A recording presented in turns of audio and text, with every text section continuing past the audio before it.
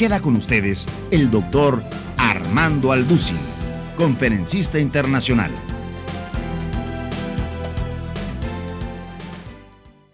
Muy buenas noches, nos da mucho gusto poder llegar hasta sus hogares a través de este Ministerio de Televisión Cristiana Enlace, y estamos estudiando el libro del Apocalipsis.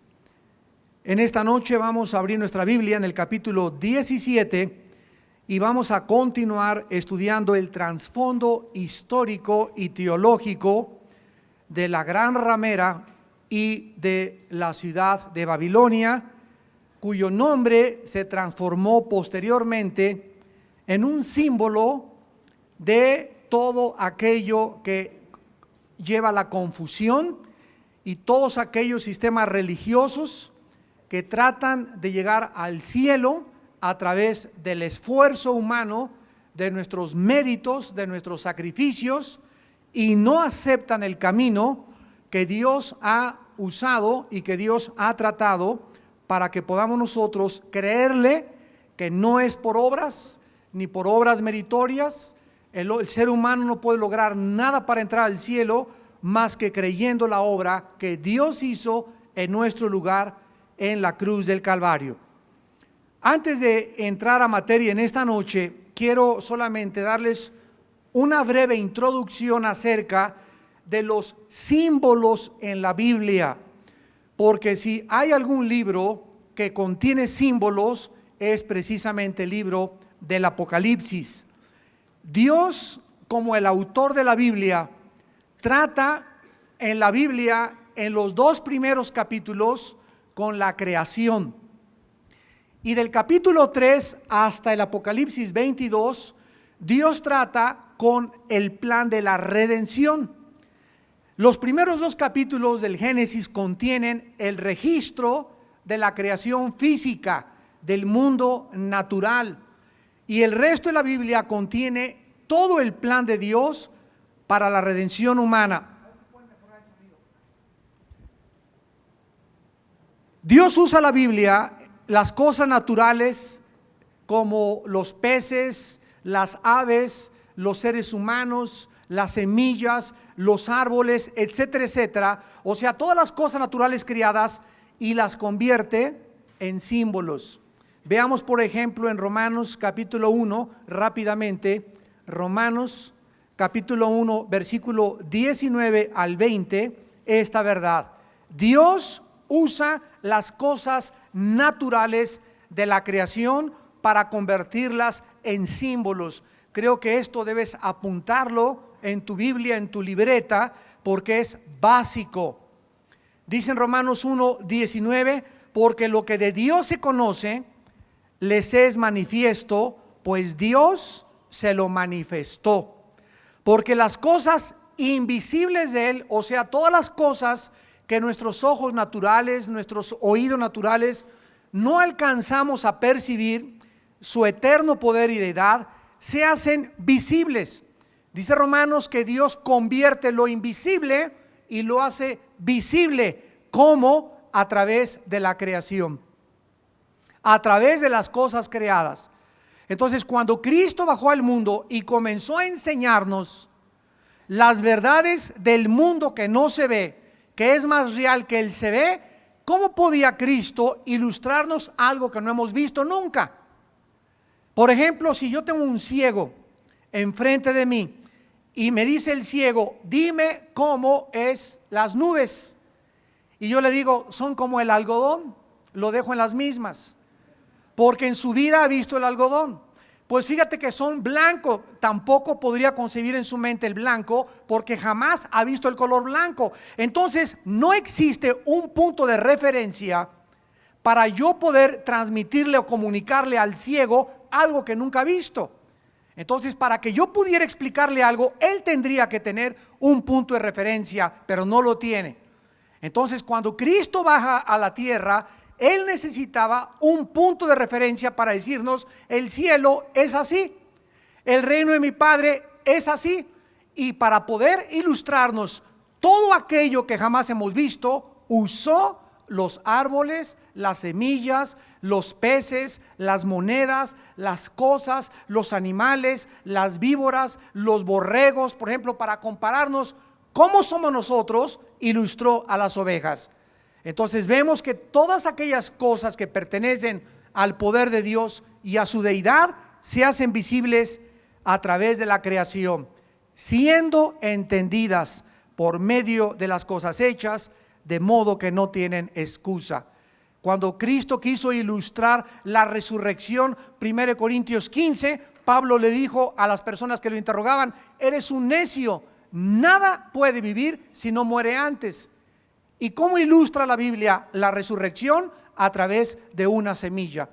La semilla tiene que caer, tiene que tener el contacto del agua, de la tierra, de la humedad, del viento y del sol, para que pueda romperse, comenzar a descender las raíces y ascender el tallo y dar fruto. Así dijo Cristo en la resurrección de los muertos. Nuestro cuerpo es como una semilla que tiene que morir, y ahí nosotros, ya deshechos totalmente, Dios levanta y comienza a hacer una nueva creación enteramente diferente. Y el cuerpo de la sandía, el cuerpo de la mazorca, el cuerpo de lo que se entierra no es igual al cuerpo que es puesto en la tierra. Es un cuerpo totalmente diferente. Así hay cuerpo animal, hay cuerpo espiritual. En fin, esto es lo que se llama el lenguaje de la creación, que se convierte en el lenguaje de la redención. Apúntalo: el lenguaje de la creación, Dios lo transforma, lo convierte en el lenguaje de la redención. Mientras más leemos la Biblia, hermanos en Cristo, más vamos a descubrir que el lenguaje de la creación es el lenguaje de Dios, de las señales y de los símbolos. Entonces, cuando llegamos a la Biblia y encontramos a una mujer ramera, capítulo 12, a una mujer rodeada del sol y de la luna, capítulo 13, a una bestia, encontramos ¿qué cosa? Símbolos. Esos símbolos tenemos que encontrar su realidad y lo que significan dentro de la misma Biblia. Aquí es en la Biblia donde tenemos que descubrir y encontrar lo que Dios nos quiere decir con una mujer ramera montada sobre una bestia, lo que nos quiere decir con una ciudad como el capítulo 18, lo que nos quiere decir Dios con unos cuernos, con las cabezas, y todos estos símbolos encontramos su significado ¿en dónde? En el lenguaje de la creación. Vean por ejemplo también en Mateo capítulo 13. Mateo capítulo 13, versículos del 10 al 11. Mateo 13, del 10 al 11, esta verdad que acabamos de enunciar. Acercándose los discípulos, le dijeron: ¿por qué les hablas por parábolas? O sea, Señor, ¿por qué estás contando cuentos y estás escondiendo detrás de los cuentos verdades ocultas? Y esto fue precisamente lo que Dios quiso hacer con el mundo cuando Él vino, y lo que Él está haciendo y lo seguirá haciendo con todos nosotros. ¿Por qué les hablas por parábolas? Él respondiendo les dijo, escuchemos la respuesta de Jesús: porque a vosotros os es dado saber los misterios del reino de los cielos, mas a ellos no les es dado. O sea que cuando Cristo baja al mundo, no cuenta cuentos así o misterios con un lenguaje rebuscado, florido, etcétera, etcétera, sino que les habla: el sembrador salió a sembrar la semilla, y la semilla cayó junto al camino, otra semilla cayó y se impidió su crecimiento por las piedras, a otra cayó y dio fruto. Y detrás de todos estos cuentos, podríamos llamarles así, o parábolas, que es un lenguaje que ilustra algo celestial con algo terrenal, Dios esconde la verdad, porque Dios quiere que nadie encuentre la verdad más que aquellos que la están buscando. Cuando Cristo estaba ante Pilato, Pilato le dijo: ¿eres tú el Cristo? Y Cristo le contestó: mi reino no es de este mundo. Si mi reino fuera de este mundo, mis servidores bajarían y pelearían y no me hubieran entregado con los judíos. Yo soy de la verdad y todos aquellos que son de la verdad dan testimonio y oyen mi voz. Entonces nosotros descubrimos que esto es exactamente lo que el Espíritu Santo nos quiere revelar. Ahora vean ustedes lo que dice aquí en Mateo capítulo 13, versículo 13. Por eso les hablo por parábolas, porque viendo no ven y oyendo no oyen ni entienden. ¿A quiénes Dios les dio el privilegio de conocer la verdad? ¿A quiénes? A nosotros, a los que tenemos al Espíritu Santo. A nosotros Dios nos dio el privilegio de que nosotros conociésemos el misterio de su voluntad. Y las demás personas del mundo vienen a la Biblia y esto no puede ser de Dios. ¿Cómo puede haber tanta sangre? Esto es una contradicción. ¿Y cómo se le llama a David el varón de Dios y adulteró y mató? ¿Y por qué aquí se manda que la pena de muerte? Y el mundo, al venir al mensaje, a la carta de Dios, choca con la Biblia porque no les es dado conocer los misterios del reino de Dios. Si a nosotros, ya teniendo el Espíritu Santo y teniendo la Biblia, nos cuesta poder realmente entender esto, mucho más a ellos. No, póngame el micrófono. No me oigo. Vean ustedes en 1 Corintios 2, 1 Corintios 2. Primera de Corintios capítulo 2, versículos 6 al 7. Esto es bien importante para entender el Apocalipsis. 1 Corintios 2, del 6 al 7. Sin embargo, hablamos sabiduría entre los que han alcanzado, ¿qué cosa? O sea que ya siendo cristianos, ya nosotros conociendo y teniendo al Espíritu Santo, tenemos nosotros aún todavía la responsabilidad de madurar. Y si tú eres un cristiano que ya tienes 5 o 6 años y no tienes una relación diaria con Jesucristo, y no tienes una comunión diaria con Dios, y no tienes un corazón de pureza, no vas a poder alcanzar la sabiduría.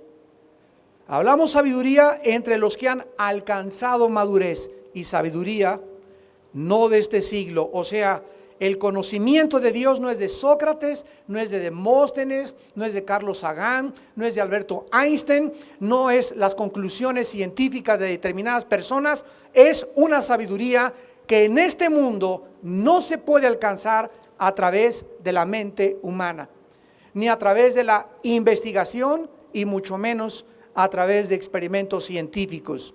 Dice el versículo 7, la sabiduría de Dios en misterio.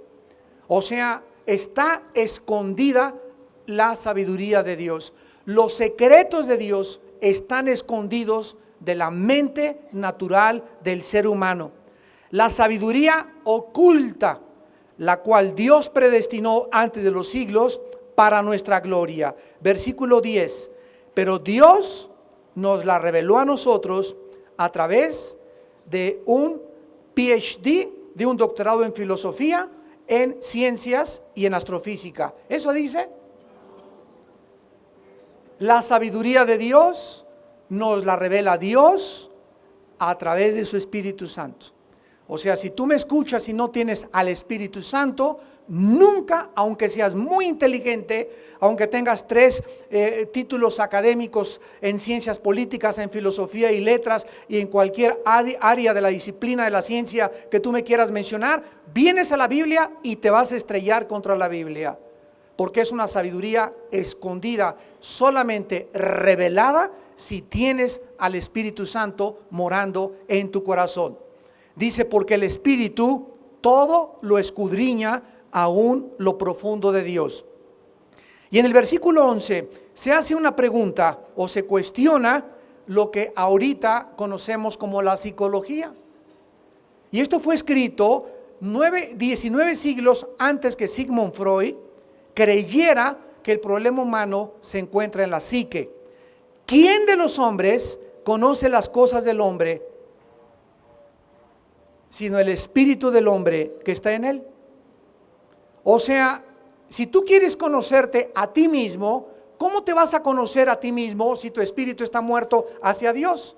Porque la revelación de la Biblia es que nacimos muertos espiritualmente.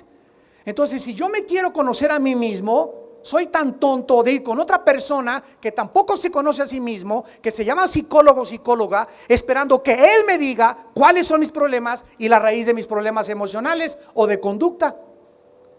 Entonces, esto es absolutamente ilógico y es la antítesis del problema que la Biblia trata y que le llama pecado. ¿Quién de los hombres sabe las cosas del hombre sino el espíritu del hombre que está en él? Cuando yo recibí a Cristo y tú también, en ese momento mi espíritu nació de nuevo. Y entonces comencé a conocerme, porque el Espíritu de Dios comenzó a operar en mi espíritu para revelarme qué hay en mi vida y en mi mente. Y las noticias no fueron nada agradables.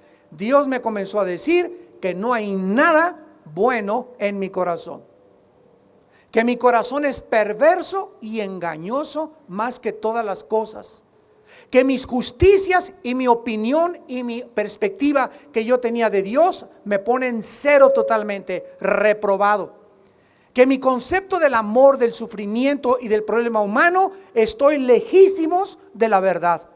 Y no es hasta que el Espíritu de Dios, usando la Biblia, me muestra la verdad, que mi espíritu comienza a conocer verdaderamente la clase de ser humano que yo soy, de dónde vengo, mis problemas, cuál es la raíz, qué es el pecado y hacia dónde se dirige mi vida.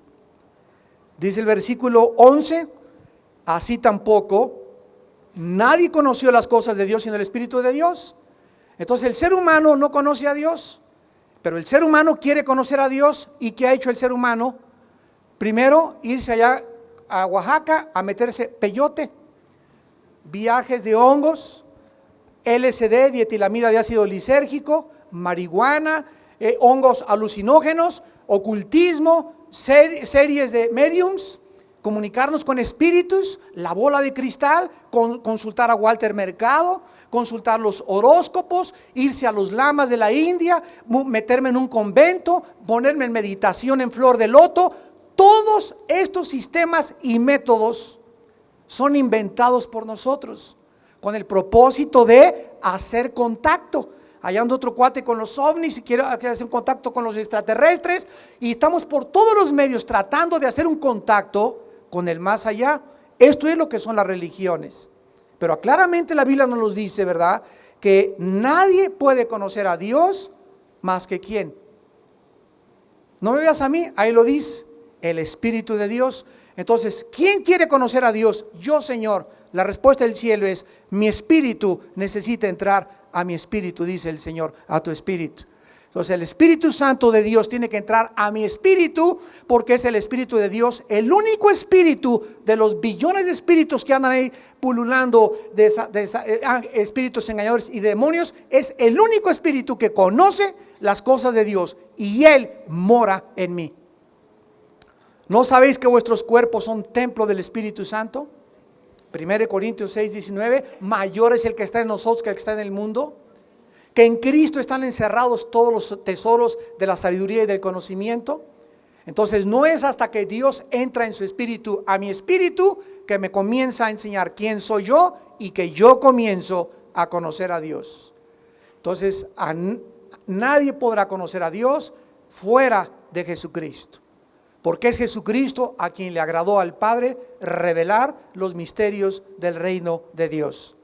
Ahora finalmente dice el versículo 12 de 1 Corintios 2, y nosotros no hemos recibido el espíritu del mundo, aquí está, sino el espíritu que proviene de Dios, para que sepamos lo que Dios nos ha concedido. Lo cual también hablamos. El cristiano ya no habla filosofía del mundo, el cristiano ya no especula, el cristiano ya no hipotetiza, el cristiano ya no está hablando barbaridades, ni mitos, ni leyendas, y que vi que se me apareció y que a lo mejor creo que no estoy seguro, quizá no chance y ya cuando hablamos decimos, así dice el Señor.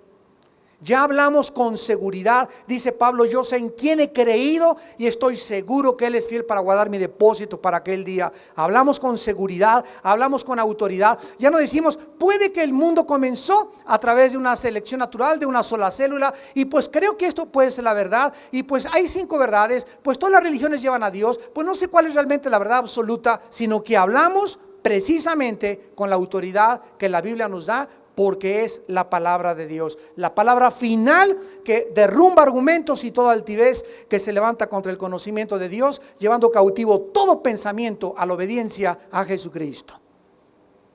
Y finalmente dice el versículo 14, pero el hombre natural, o sea el hombre que no tiene al Espíritu Santo, ese es el hombre natural en la Biblia, no percibe las cosas que son del Espíritu de Dios, porque para él son ¿qué cosa? Aquí está, para el hombre natural, para tu cuñado, tu cuñada, tu suegra, tus amigos que no son cristianos, le es locura la Biblia. No las pueden entender porque se han de discernir espiritualmente. Entonces Dios ha escondido, en resumen, verdades dentro del rango de las cosas y de las criaturas criadas, como la creación de la tierra, el sol, la luna, los océanos, las semillas, los peces, las aves y todo lo que existe absolutamente. Detrás de todo, de ese lenguaje existen símbolos escondidos de Dios. Por ejemplo, el mar, ¿qué significa en la Biblia? El mar significa los pueblos y las naciones y los seres humanos que son como el mar, que arroja espuma y vergüenza y no se puede estar quieto. Para ilustrar la humanidad, Dios usó el mar, la inestabilidad de los océanos, para ilustrar la inestabilidad emocional del ser humano. Cuando Dios quiso ilustrar quiénes somos nosotros, ¿a qué animales escogió? ¿A las moscas? ¿A los camellos? ¿A los canguros? ¿A las cabras? ¿A los caballos? No, escogió a las ovejas. Y cuando te pones a estudiar la vida de las ovejas, como lo hemos visto, descubres por qué a los cristianos se nos compara con ovejas. Porque es el único animal que vive dentro de un rebaño y que no pueden sobrevivir sin un pastor. Porque son torpes, porque son brutas por naturaleza, ojalá que te pongas el saco, semiciegas, tontas, indefensas, y todas las características de las ovejas podemos nosotros adjudicárnoslas y entender por qué se nos compara con las ovejas. Cuando se nos dice que seamos prudentes como la serpiente, es porque la serpiente es el único reptil que antes de poder atacar a su víctima, calcula el tiempo y la distancia. Cuando Jesús dice sean prudentes como la serpiente, nos dice nunca tomen decisiones impulsivamente. Midan, calculen la distancia, con quién te vas a casar, qué casa vas a comprar, lo que vas a hacer en la vida. No actúes así, sino piensa, calcula el costo antes de ponerte a edificar o hacer una compra o casarte o lo que sea. Así pues vemos en toda la creación, Dios usa todo lo que está creado para mostrarnos los símbolos escondidos y se llama el código secreto de Dios. En el resto de la Biblia y tejido a través de todos los 66 libros de la Biblia, Dios toma el lenguaje de la creación y lo convierte en el lenguaje de la redención, que es, repito, su código secreto. Solo mientras la criatura conozca a su creador, podrá entender el lenguaje de los símbolos. Entonces no necesitas una gran inteligencia para venir a Apocalipsis, necesitas conocer a Dios y tener una relación con Dios para que a través de 5, 10, 15 años de tu vida vengas a Apocalipsis y comiences a entender tantos símbolos, porque es el libro que más símbolos tiene de toda la Biblia. Vamos pues con la gran ramera. Vamos a continuar hablando del trasfondo, del origen de la religiosidad. Dios, nos quedamos, ¿verdad?, confundió en la Torre de Babel. Génesis 11, el lenguaje de todos los seres humanos que rebelándose ante su mandato de Génesis 9:1 de multiplicarse y poblar la tierra, dijeron: no nos vamos a multiplicar, no nos vamos a esparcir, sino nos vamos a juntar acá y nos vamos a hacer un nombre y vamos a edificar una torre, un sigurat que llegue al cielo. Aquí vemos en la Torre de Babel, por primera vez en la Biblia, dos poderes, la mezcla de dos poderes, la combinación de dos espíritus de los más poderosos que hay en el mundo que vivimos actualmente: el espíritu de la política y el espíritu religioso. El poder político y el poder religioso, dos poderes que siempre a través de toda la historia han unificado fuerzas, y que Dios prohibió desde que Dios les dio la ley, que el sacerdote y el rey fueran cosas diferentes. Cristo dijo: denle al César lo que es del César y a Dios lo que es de Dios. Dios no quiere que se una el poder político con el poder religioso, porque se corrompe y se prostituye la religión. Y ahí lo encontramos en la Torre de Babel. Vemos nosotros que en la Torre de Babel el intento del hombre fue, ¿qué cosa? Alcanzar el cielo y al mismo tiempo hacerse un hombre. Aquí podemos usar dos términos o acuñar dos palabras del siglo XXI: globalismo y ecumenismo.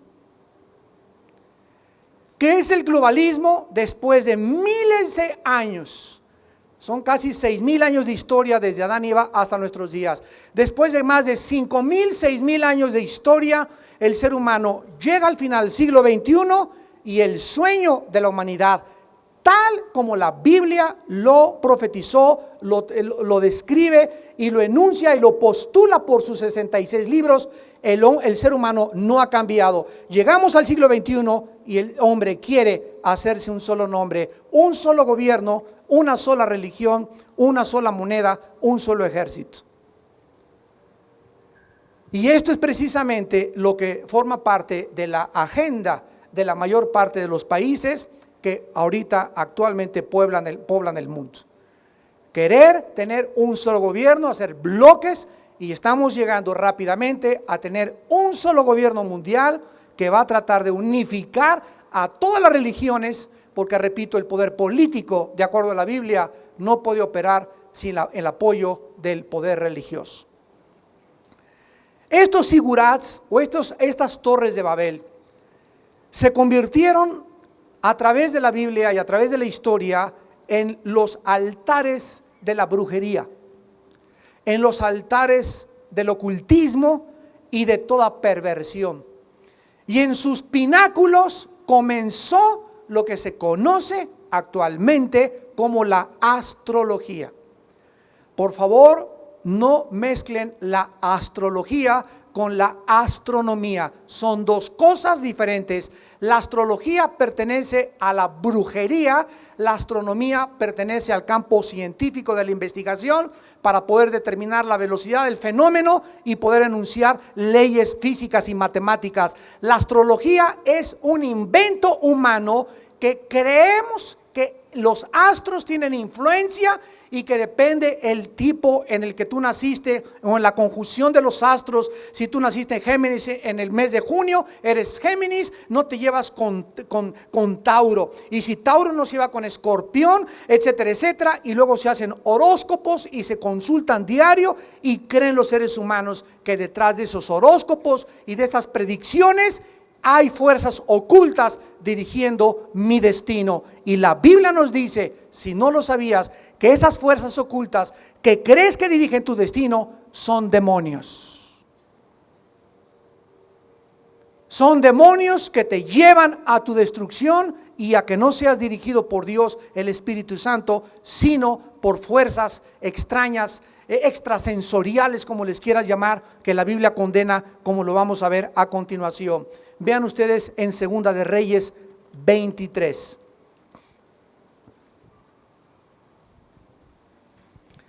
Segunda de Reyes 23, versículos 4 y 5.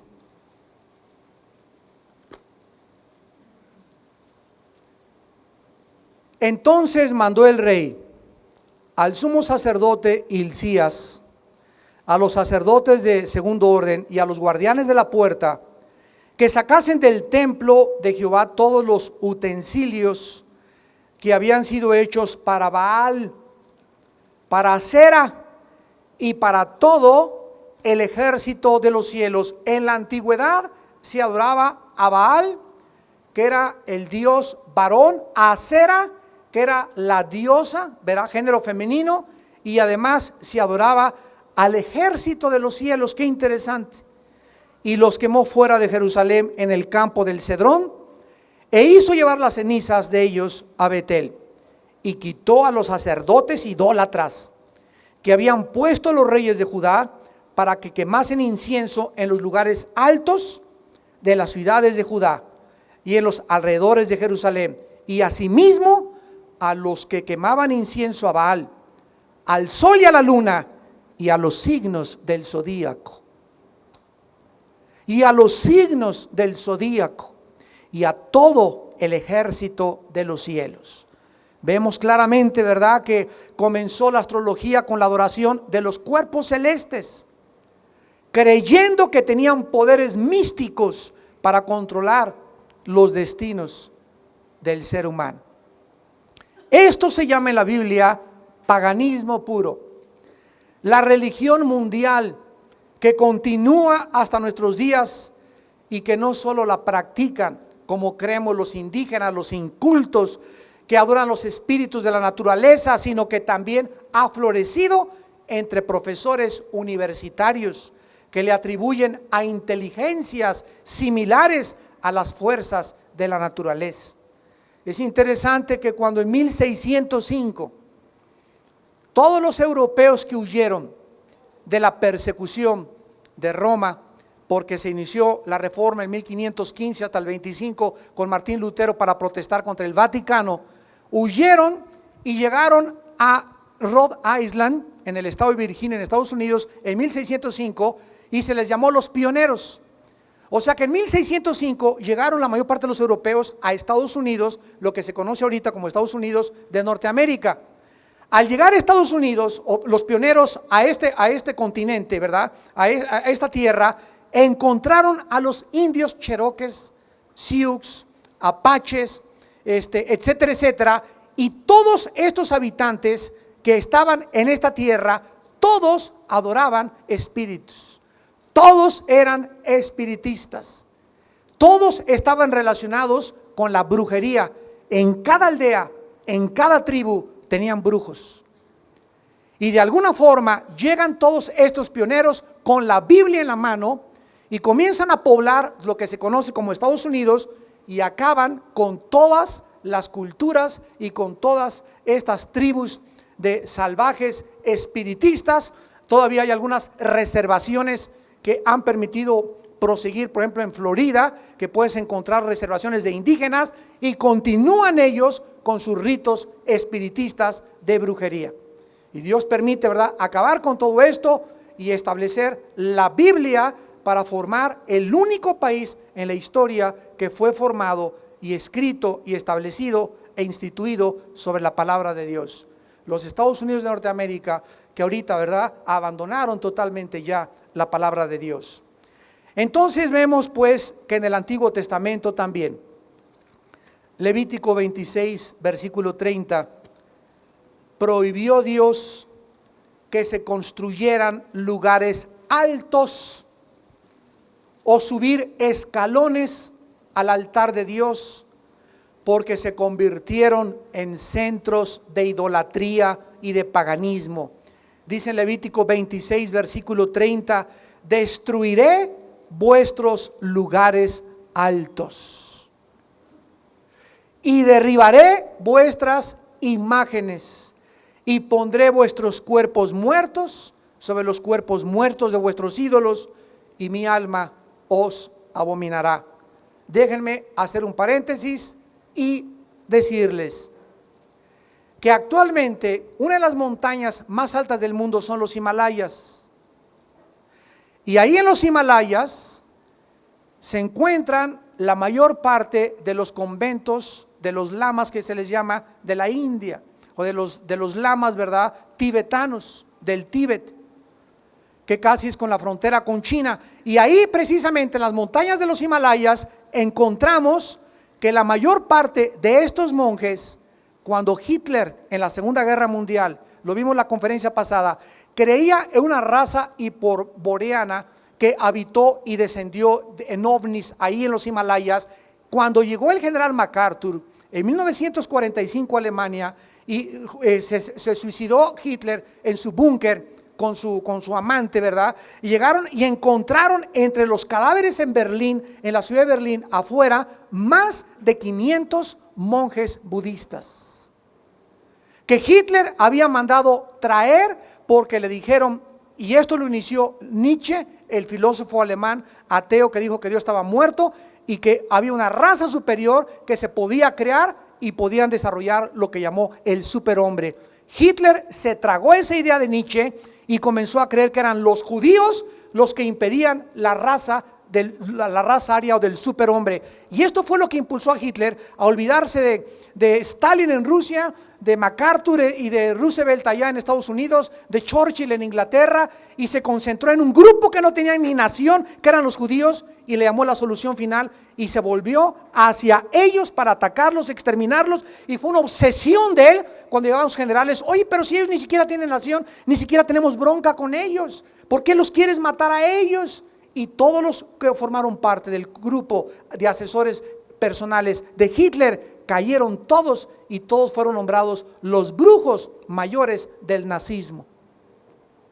¿Ustedes creen que es coincidencia que Cristo haya mandado a traer a estos 500 monjes budistas y que los encontraron muertos alrededor de su búnker ahí en Berlín cuando llegaron las fuerzas aliadas en 1945? ¿Qué coincidencia que sean estos monjes los que dicen que se encuentra allá arriba verdaderamente la meditación y el secreto para encontrar a Dios? Y esto lo vemos descrito a través de toda la historia y cómo tiene su raíz desde la Torre de Babel. Ahora bien, cuando nosotros vemos la Torre de Babel, vimos también que significa dos cosas. ¿Qué significa Babel? Confusión y la puerta del cielo. El juicio de la Torre de Babel, al confundir Dios el lenguaje e impedir que la humanidad se conglomerara y se reuniera para querer hacerse un nombre, este juicio, ¿verdad?, tuvo tremendas consecuencias porque manifestó más que cualquier otra cosa, y tenemos que aprender a ver el carácter de Dios detrás de sus juicios. Manifestó Dios a través de esto que Él está en contra de la idea de que la humanidad se reúna bajo el mismo fin y con el propósito de no servirlo a Él. Dios nos dice que Él está en contra de que hagamos reuniones aquí abajo, llámese Naciones Unidas, llámese OTAN, llámese el club de Toby la pequeña Lulú, llámese como le quieras llamar a cualquier conjunto de personas que se reúnan para tratar de alcanzar un objetivo donde Dios no está ni forma parte de su agenda. Veamos esta verdad en el Salmo número 2, que es una profecía de a lo que va a llegar el mundo y que estamos estudiando en Apocalipsis, porque el anticristo, ¿qué va a hacer? Unificar al mundo a través de una marca. Ahí está. Es el sueño del hombre. ¿Cuál era el sueño de Hitler? Unificar al mundo bajo el Tercer Reich. Reich significa en el alemán imperio. ¿Cuál era el sueño de los papas en el Vaticano? Controlar ellos durante 18 siglos Europa y convertirse en el estado más rico y millonario del mundo entero, donde ni un rey ni un príncipe de Europa podía casarse sin la autorización del Vaticano. Tanto en el poder político como en el poder religioso encontramos el mismo espíritu. Escuchen, se llama el espíritu de control. Y este espíritu tiene otro nombre en la Biblia y es el espíritu de Jezabel. ¿Cuál es el espíritu de Jezabel? Una mujer que quiere controlar, dominar a su esposo. O puede ser al revés, un hombre que quiere controlar, dominar a través de la intimidación, a través de las amenazas, y también puede ser un pastor que quiere, escúchenme, un pastor que quiera controlar, intimidar a través del temor y la coerción a sus ovejas. Pues si te vas a ese desayuno, no regreses a la iglesia. Pues si haces estas cosas, te prohíbo estas cosas. Y aquí solamente mando yo y mi voz es ley. Cálmate, Juan Diego. Por eso escribe en 1 de Pedro el apóstol Pedro, capítulo 5, que los líderes no deben enseñorearse de las ovejas, sino siendo ejemplo de ellas. No se debe intimidar con amenazas, porque no es la forma de controlar. Cristo no tenía la amenaza, la coerción, sino con el amor hizo que las ovejas lo siguieran. Entonces cualquier persona que tenga esa ansia, ¿verdad? Por eso dice el dicho mexicano: bájate un indito del cerro y pon una cachucha de policía y una macana y transforma su personalidad, ¿verdad? Baja el cerro así, sí, mi patroncito, le pones una cachucha y dice: súbase, me lo macaneo aquí mismo. Vemos nosotros como en el momento en que al hombre se le da autoridad, se le da una posición de mando, vemos cómo surge inmediatamente su naturaleza, que la traemos dentro, ¿verdad? Inherentemente, y forma parte de la naturaleza caída, el querer luego controlar y manipular y dominar y mandar a través de la fuerza, la coerción y las amenazas. Ese es el espíritu del anticristo, es el espíritu de Jezabel, es el espíritu que predomina en el poder político. Cristo dijo: los reyes de las naciones se enseñorean de las naciones y las oprimen. Entre ustedes no debe ser así. O sea, un político no tiene ese asiento y esa posición y ese magisterio para tratar de controlar, dominar o imponer su reino, sino para servir al pueblo y escuchar las demandas del pueblo y escuchar que el pueblo está clamando esto y que hay inseguridad y darle oídos al pueblo, porque son cosas reales. Y si un político no escucha al pueblo y no se da cuenta que no es otro partido político el que lo está atacando, sino que es el pueblo realmente de todos los partidos, entonces caen en la soberbia. Y ahí es cuando son enjuiciados por Dios. En el Salmo 2 dice el Espíritu Santo y comienza con un cuestionamiento: ¿por qué se amotinan las gentes y los pueblos piensan cosas vanas? Es una pregunta que debemos de contestar. ¿Por qué hay huelgas de todo, rebeliones de todo, protestas de todo? O sea, hay un descontento en la humanidad generalizado, y más en el siglo que estamos viviendo. ¿Y por qué piensan cosas tan vanas? ¿Por qué todo el mundo, la mayoría, lo único que piensa es dinero? Dinero, hacer dinero, negocios, asegurar mi futuro, guardar y qué abrigo me voy a comprar y a dónde voy a viajar. La palabra vano significa hueco, sin propósito, sin significado. ¿Por qué dice la Biblia? ¿Por qué lo hacen? Versículo 2: se levantarán los reyes de la tierra y príncipes consultarán. ¿Qué cosa dice? Unidos contra Jehová y contra su ungido, diciendo: rompamos sus ligaduras y echemos de nosotros sus cuerdas. Cuando en 1947 por primera vez se estableció lo que ya era la Liga de Naciones y se convirtió en la Organización de las Naciones Unidas, se juntaron con el propósito de evitar que hubiera otra tercera guerra mundial. Ese fue el principal punto de su agenda y la motivación real de las Naciones Unidas: impedir guerras en el mundo a través de tratados diplomáticos, a través del diálogo, a través de conferencias.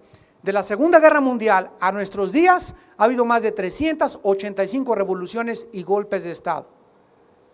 Independientemente de todas las guerras que continúan actualmente en el mundo, que son más, el 70% de los conflictos actualmente son de guerras y revoluciones y golpes de Estado. O sea que dice la Biblia que los seres humanos creen que podemos reunirnos como jefes de Estado y entre nosotros encontrar la solución para que haya paz en el mundo. Y lo único que vemos es que la Organización de las Naciones Unidas, por más loable y por más altruista que sean sus agendas, han hecho el ridículo, porque no han podido establecer ni impedir la paz en el mundo. Y como dijo don Teofilito, ni lo harán. Porque los problemas humanos, de acuerdo a la Biblia, van más allá de nuestra capacidad para resolverlos. El ser humano, ¿quién es? No somos dioses. Necesitamos a Dios para que Él nos guíe, para que Él nos dé sabiduría, para que con la Biblia podamos nosotros aprender a gobernar mi casa, a gobernar mi taller, a gobernar en mi bufete, en mi consultorio, en el hospital, como jefe de Estado, como gobernante, como presidente, como jefe de la policía. Necesitamos a Dios. No somos dioses. Esa es la soberbia del ser humano, la que la ha llevado a decir, rompamos las cuerdas, no necesitamos a Dios. Y están blasfemando contra Dios y contra su Hijo Jesucristo. Porque sin separados de Él, dice la Biblia, nunca nada podremos hacer. Vamos a terminar pues resumiendo que en un estilo simbólico, en el Apocalipsis, se retrata la acción de los seres humanos en 3 esferas de dominio. En el capítulo 13 de Apocalipsis, vemos la bestia y su reino que representan al mundo político. Repito, es uno entre 500 estadistas que llegan a la presidencia, a un gobierno, para beneficiar al pueblo. El ser humano, al llegar al poder, al ascender a la cima, al llegar al éxito, al triunfar en la vida, se enferma, se descompone. Porque no fuimos creados, de acuerdo a la Biblia, para llegar a la cumbre, al éxito, a triunfar en cualquier área de tu vida sin Dios. Porque al llegar ahí arriba, las alturas marean y hasta de su mamá se olvidan. Ahí arriba algo le pasa al ser humano. Veamos simplemente a los césares romanos, que llegaron inclusive a creer, pues Hitler pensaba lo mismo, llegan a creer que son dioses y se mandaron a adorar como dioses. Alejandro el Magno a los 33 años, en lo que es ahorita Irak, que era la antigua Babilonia, ahí murió Alejandro el Magno, cayó de rodillas y se puso una borrachera hasta atrás, y llegaron sus Lisíaco y Casandro, sus generales, y le preguntaron a Alejandro, ¿qué te pasa? Es que ya no tengo mundos que conquistar. Si la burbuja de jabón se les desaparece, si desaparece el dinero que es lo que buscabas, si desaparece el sexo que nunca te sacia y te das cuenta que estás vacío, el ser humano se encuentra que no hay nada que pueda satisfacer el hambre y la sed de Dios. Porque fuimos creados para la eternidad y solo en Dios se encontrará nuestra alma la paz. El poder político lo vemos manifestado y resumido en el anticristo y su futuro reino. En segundo lugar, Babilonia la prostituta, que estamos estudiando, representa el mundo religioso. El mundo religioso, que es el mundo más hipócrita que existe, el más falso que existe, la apariencia más vana y hueca que existe, donde el ser humano se esconde detrás de una religión, detrás de una apariencia, y por dentro, como dijo Jesús, son sepulcros blanqueados para cubrir y esconder su vergüenza y su culpa detrás de un sistema que nunca podrá lograr hacer nada ni hará nunca nada por el ser humano. La religión es verdaderamente algo que fue lo que puso a Cristo en la cruz del Calvario. Fueron los religiosos los que crucificaron a Cristo. Y la religión es lo que ha hecho musulmanes con suicidas, los religiosos matando en el nombre de Dios en la Inquisición durante 500 años a los cristianos, matando a los judíos allá, sacándolos de Jerusalén a los moros en las cruzadas. Y si vemos toda la historia, hay gente que dice, esto es lo que hace la religión. Esto fue lo que hizo Stalin, José Stalin. José Stalin, ¿tú sabes que estuvo en un seminario? José Stalin estuvo en un seminario y quería ser pastor. Y se metió a un seminario y jamás pudo conocer a Dios. Y se decepcionó tanto de la religión, porque no conoció a Jesús, se decepcionó de la religión como Hitler también. Hitler de chico conoció la Biblia, Freud conoció la Biblia, y muchos hombres que se volvieron enemigos de la cruz, se volvieron enemigos de la cruz porque jamás conocieron la verdad, conocieron la religión, y la religión siempre te frustra. Porque ves hipocresía detrás de la religión, ves algo que no es verdad. Como dijo Cristo en Mateo 23, a los fariseos, oigan lo que dicen, pero nunca hagan lo que hacen. Porque es una contradicción entre la vida que llevan y entre lo que están predicando. Eso es la religión. El cristianismo es Jesús. El cristianismo no es un sistema de dogmas, liturgias, etcétera, etcétera. El cristianismo es una persona que se llama Jesucristo, y el que tiene al Hijo tiene la vida eterna. El que no tiene al Hijo, aunque tengas una religión, aunque seas mormón, testigo de Jehová, vengas a Vida Nueva, católico, protestante, de la iglesia así cóptica de Egipto, de la iglesia griega ortodoxa, no importa la religión que tengas, si tú no tienes la vida de Jesús, y tú no tienes una relación con Jesús diario, vives una religión y eres un religioso. Y esa religión, tú lo sabes, y tu conciencia te da testimonio, no te puede llenar. Vives vacío. Tú sabes que es solamente tu conciencia taparla a través de disque buenas obras, pero por dentro estás tan hueco y tan podrido como un sepulcro blanqueado. Y en tercer lugar, Babilonia, la gran ciudad que después vamos a estudiar de Apocalipsis 18, representa al mundo comercial. Entonces tenemos las tres áreas: el mundo político, el mundo religioso y el mundo comercial. El comercio es el medio o las ruedas que impulsan al mundo político para unirse con el mundo religioso. Y lo vamos a ver en Babilonia, en el capítulo 18, la gran ciudad que va a ser ni más ni menos Irak. La ciudad de Apocalipsis 17 va a estar en Roma, y los cuarteles generales del mundo religioso y del mundo político estarán en Irak, en Jerusalén y en la ciudad de Roma, de acuerdo a la Biblia. Oremos. Señor, te damos gracias por estas verdades reveladas por tu Espíritu Santo a nuestro espíritu a través de la Biblia. Verdades, Señor, que muchas personas no pueden asimilar, no pueden digerir, porque son verdades traumáticas, que nos corren el velo. Por eso la palabra se llama Apocalipsis, que significa descorrer el velo. Nos corren la cortina, y la luz es tan fuerte, la que viene del cielo, que nos tumba de nuestro caballo. La luz de Dios es tan fuerte que deshace nuestros argumentos, nuestras proposiciones filosóficas, y nos confronta por primera vez con lo que es la verdad. Y esta verdad es el Hijo de Dios hecho carne. Él dijo: yo soy el camino, la verdad y la vida. Él dijo que en Él estaban escondidos todos los secretos de la sabiduría y del conocimiento.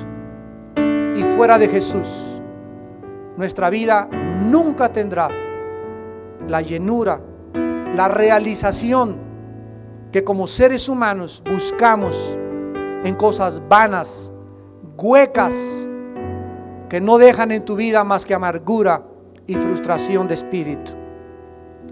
Gracias, Jesús, por llenar nuestra vida y seguir llamando a los que están trabajados y cargados que vengan a ti. Dios no nos llama a unirnos a un sistema de dogmas, de reglas, de actos o de buenas obras. Dios nos llama a una cruz, porque en esa cruz se hizo la paz entre el cielo y el ser humano mediante el derramamiento de la sangre de su Hijo Jesucristo. Es en la cruz de Cristo donde Dios nos dice que nos ama, donde Él demuestra su odio por el pecado y donde nos enseña el único camino al cielo. En esta tarde hay muchos de ustedes, también los que nos ven por la televisión, que necesitan encontrarse con una persona, no con un sistema, no con una religión, con un hombre que se llama Jesucristo. Y Él es el que te invita a que tú vengas a Él y a que encuentres en Él lo que jamás podrás encontrar fuera de Él: la vida eterna, en los grandes misterios del universo y las respuestas que estás buscando en tu corazón. Solo Jesús, que bajó del cielo, puede decirte quién eres, cuál es la razón por la cual vives, cuál es el propósito de tu vida y cuál es el plan de Dios para tu vida y para tu familia futura. Ahí desde tu lugar invita a Cristo y dile estas palabras: Señor mío y Dios mío, te pido perdón por mis pecados. Me arrepiento con todo mi corazón de todas las veces que te he ofendido. Creo que en la cruz, con tu muerte, hiciste posible mi entrada al cielo, y que con tu sangre tienes el poder de lavarme y transformarme en una nueva criatura.